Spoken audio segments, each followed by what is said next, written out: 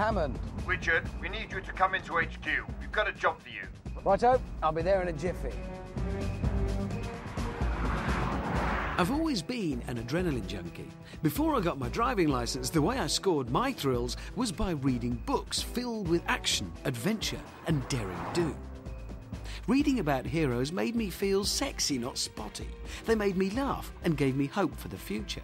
But recent surveys suggest the amount boys read has slumped 15% in the past 5 years. And that's despite the frenzy that follows when a new Harry Potter appears. Why? Are books being outgunned by flashy new technology? Or are today's writers feeding them boring, touchy-feely stories, lacking the drama and excitement that got me reading as a kid? Is there any way of luring boys back to books?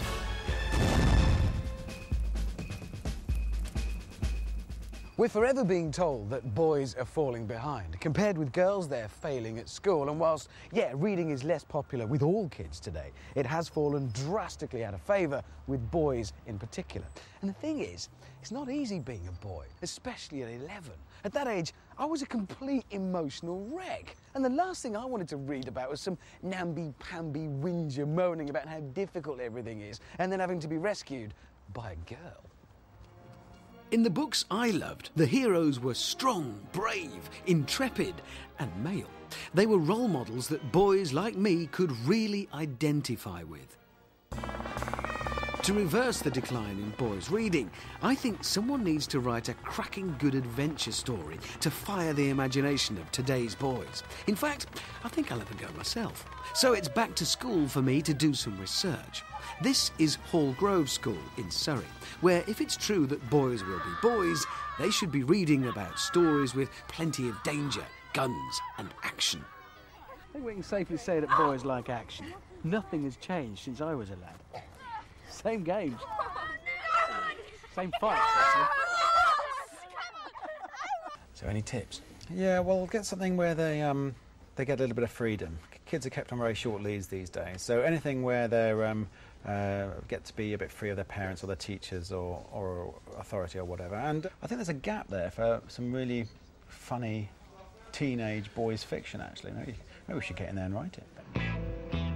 John O'Farrell seems keen on the idea, but some writers believe that the whole concept of writing a book for boys is inevitably stained by the evils of macho culture. In a moment of weakness, I decided to get in touch with my sensitive side and consult the feminist writer Natasha Walter. But to be on the safe side, I chose to meet her on home territory.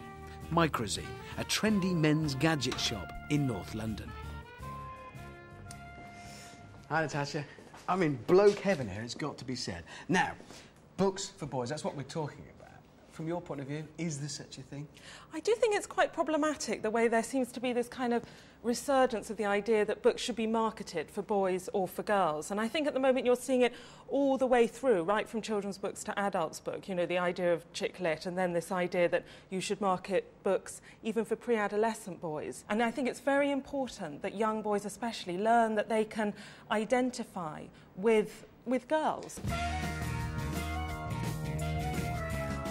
You're arguing in favour of reinforcing in boys girls' stuff, and you're arguing against reinforcing traditionally boys' stuff in them. Why? What's wrong with being a boy? What's wrong with liking that? Machine and, you know, girls' well, if you're going to argue against war, that's an issue nothing to do with sex. Surely that's just war. I mean, we're yes, not here to discuss whether... Yes, but why is war whether... being marketed to boys as something that's valuable? Okay, and domestic scenarios are being marketed to girls as something valuable.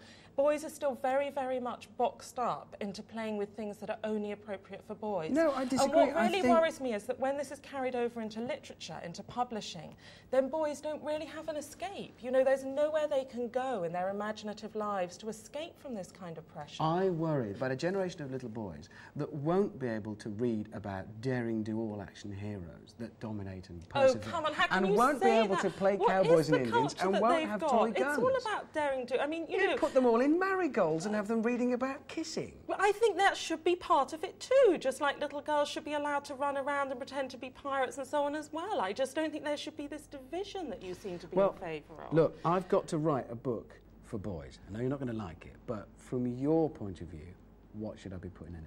I think a heroine rather than a hero, so that boys, you know, doing a lot of really active things, so that boys can read it and realise that girls can do that too.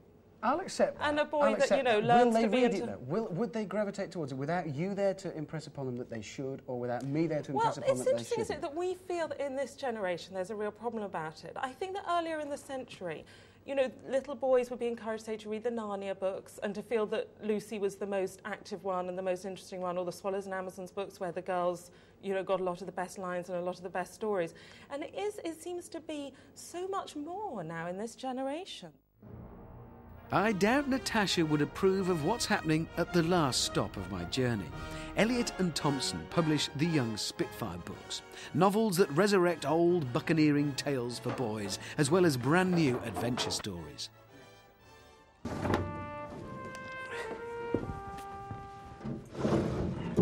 Oh, hello, Richard. Gentlemen, pleased to meet you. Hello. Have a seat. Thank you, I will.